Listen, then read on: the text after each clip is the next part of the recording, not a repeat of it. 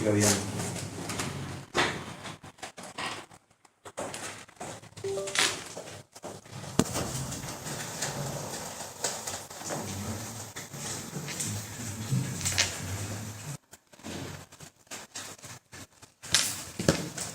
Yo te voy a tomar el tiempo y cuando vayamos cerca de los 20 te aviso para... Es de 15 a 20, ¿cierto?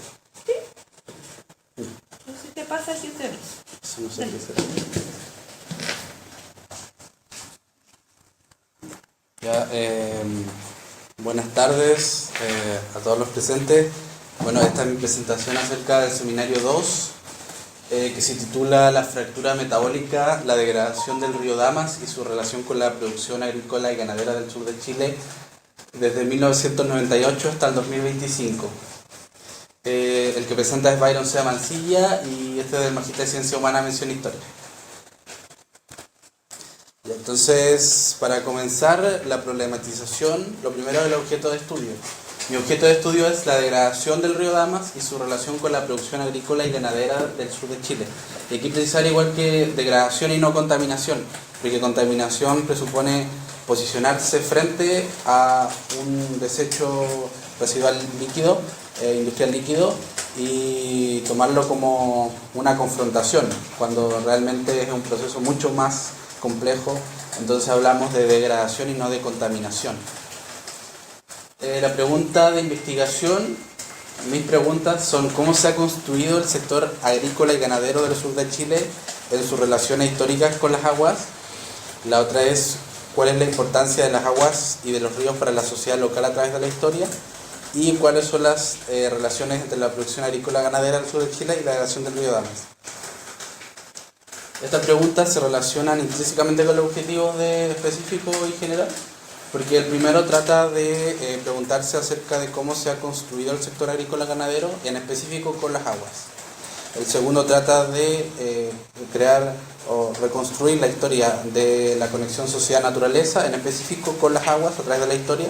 Y la última trata de tomar estas dos primeras respuestas y analizarlas acerca de cómo se ha construido la relación entre la producción agrícola-ganadera y la degradación de las aguas, en específico en la cuenca del río Damas.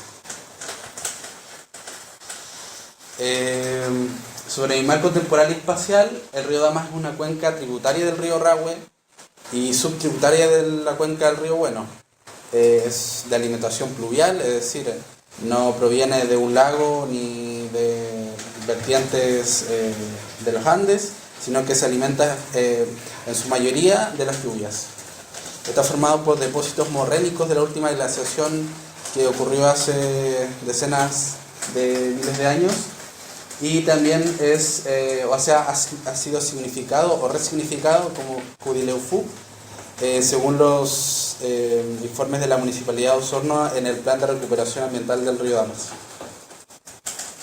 Es un territorio habitado históricamente por unas especies que han sido reidentificadas en torno al Parque Chuyaca de Osorno, como los gonfoterios, los équidos, los camélidos, los cérvidos, los mislodóntidos, múridos y miocastores, que vienen a ser especies minerarias que hoy día ya no se encuentran como habían sido concebidas en su tiempo, sino que están como los fósiles y se han conservado en torno a las zonas humedales en torno al río Damas. Las primeras dataciones de expansión de comunidades humanas en torno a este territorio en específico se encuentran con mucha más presencia en torno al alfarero temprano, que es el siglo IV al siglo XI, en torno al 300 al 1200 después de Cristo, o después de nuestra era. El alfarero tardío, que viene a ser del siglo XII al siglo XV después de Cristo, del 1300 hasta el 1600, y el periodo colonial, que viene a ser ya del 1600 al 1800, 1050. En torno al río Damas, que esto lo ha investigado Simón Urbina, de la Escuela de Arqueología de la Universidad Austral, que se encuentra con mucha presencia en torno al río Damas y sus intersecciones con el río Tijeral, que viene a ser esta zona del río Tijeral y el río Rahue. O sea, se encuentra mucha presencia entre este espacio de la cuenca del río Damas. Y aprovechando el mapa, ahí está como la cuenca completa de esta donde abarca el río Damas, que parte desde Quebrada Honda hasta terminar su desembocadura dentro de Osorno, y que viene a considerar una serie de esteros y ríos tributarios.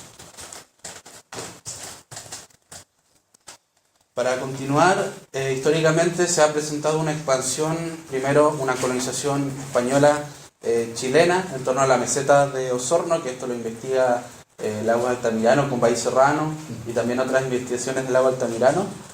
Entre 1796 y 1860, que viene a ser lo que hoy en día es la ciudad de Osorno y su zona histórica en torno a la Plaza de Armas. Existe también una permanencia histórica de una economía agrícola y ganadera, o sea, hablamos de que los pueblos originarios en esta zona sí practicaban agricultura y ganadería, una agricultura y ganadería precolombinas, que va a tener una primera, digamos, intercambio biológico de especies, de comercio con los españoles, que no va a ser tan, digamos, antrópica, de tanto impacto antrópico, sino que van a, digamos, a practicar ellos esquemas sectoriales y de reforestación cada 15 años. O sea, hablamos de comunidades seminómadas que se instalaban en un territorio, quemaban una cierta parte para de esa parte, digamos, que cultivar y también que los animales se alimenten. Y también hablamos de un comercio que se extendía desde lo que hoy día es Osorno, Concepción, hasta Las Pampas, Argentina, hasta llegar a Buenos Aires, que esto lo investiga Jorge Muñoz del 2025. El colonialismo germano, que se va a instalar en esta zona hacia 1860 y que va a terminar en torno, dice Luis Otero, en torno al 1945, que es una fecha un poco como que da un corte, que va a destruir, digamos, las reservas de bosques de la selva valdiviana, que digamos, estaban entre lo que vivía Temuco hasta Palena y Chiloé, y van a dejar, digamos, toda esta zona que habíamos visto en el mapa anterior muy, digamos, muy despoblada de bosques nativos. Entonces, toda esta parte central, toda esta parte desde acá, toda era selva valdiviana, y todo eso va a ser arrasado por los procesos de colonización germanos. Y va a surgir una emergencia de la economía agrícola y ganadera, exótica, ganado fino, que esto lo investiga Eduardo Gallardo en 2017, en torno a las relaciones transcontinentales de chilenos-germanas. Y también va a ser muy próspero la economía industrial urbana en torno a Osorno, que va a desechar sus residuos industriales líquidos en torno al río Damas. Y eso está súper documentado en Muñoz 2009. Que investiga acerca de los periódicos de la época, de 1912, 13, 1890, que conllevan una alta antropización del medio.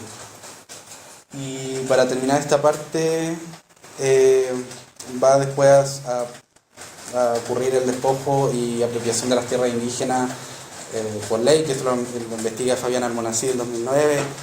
Va a ocurrir también el robo de infantes y violación de jóvenes, que esto lo investiga Nahuelpan en Timil, el saqueo de tumbas de Nahuelpan 2023 y la conversión de la infancia en Mosito, que esto lo investiga también Jorge Muñoz 2010, que básicamente lo que trato de explicar aquí es que existe un reordenamiento y creación de mano de obra para la producción que se está instalando vía colonización.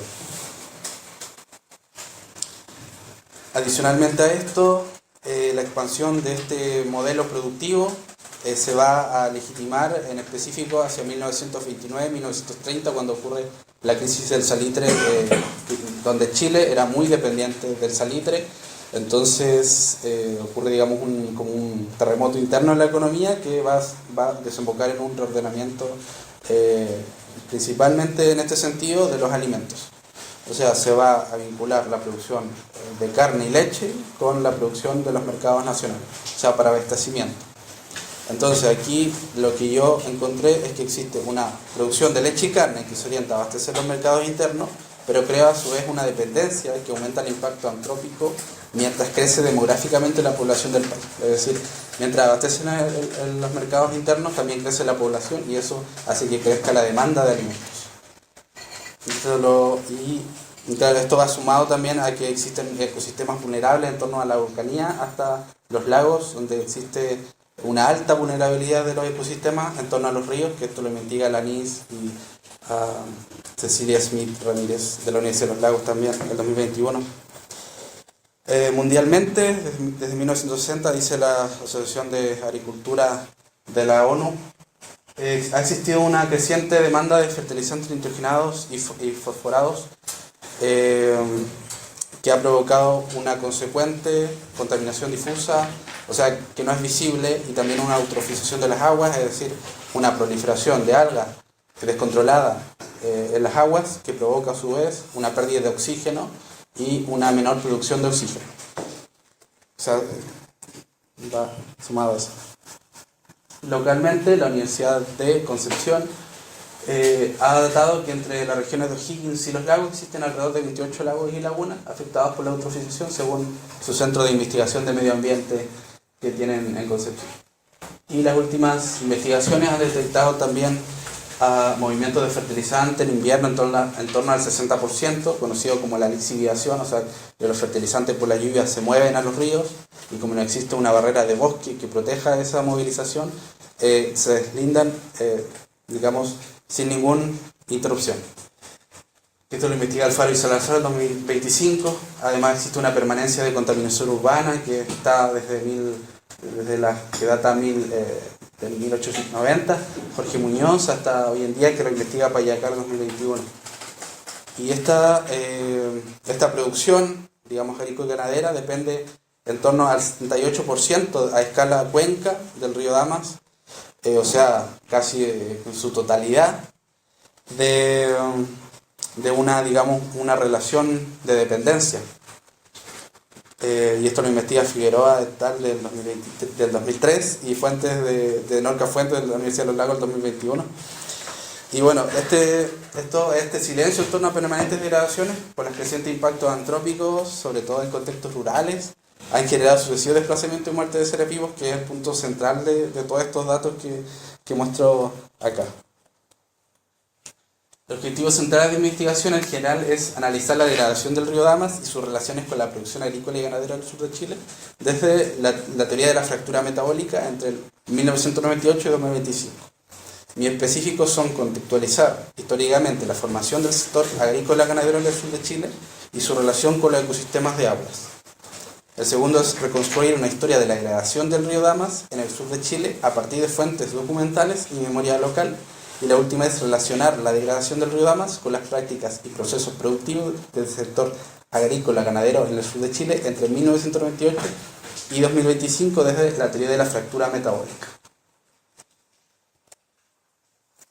La justificación. La relevancia social de este proyecto y su justificación es que existe una pertinencia en torno al método dialéctico materialista y al marxismo para la Nor-Patagonia.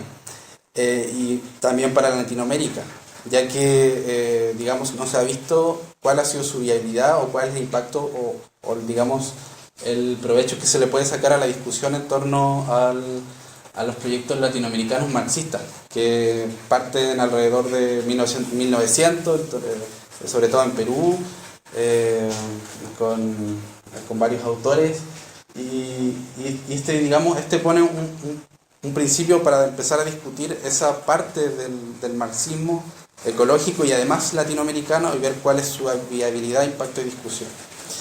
Además, se espera producir un material inédito y adaptado a los requerimientos para la superación de las brechas ambientales, según la COP30 Amazonía, la Agenda 2030 de la ONU, la FAO, los acuerdos de la FAO y los acuerdos de París del 2020 y 2030. Acerca de la contaminación específico por gas metano y eutrofización mundial de la agroganadería de las aguas. Y por último, un trabajo con grupos en contextos de crisis hídrica y contaminación de aguas potables y deforestación, en contextos rurales y urbanos. También se va a hacer un levantamiento de estado de la cuestión acerca de las interconexiones entre la producción, la degradación y la sociedad. Y específicamente su relevancia es posicionarse en contextos de crisis. Sobre la originalidad del tema, se posiciona el marxismo ecológico como campo epistemológico de análisis y sobre la crisis medioambiental en en torno a las relaciones sociedad-naturaleza y la degradación de los ecosistemas en la Nor-Patagonia. Y existe un posicionamiento del marxismo ecológico como campo epistemológico y metodológico para discutir la extensión del capitalismo latinoamericano en torno a estas tres cuestiones que específicamente son de esta parte del mundo, que es el neoliberalismo, el colonialismo y el patriarcalismo, que son los pilares que fundamentan el capitalismo latinoamericano.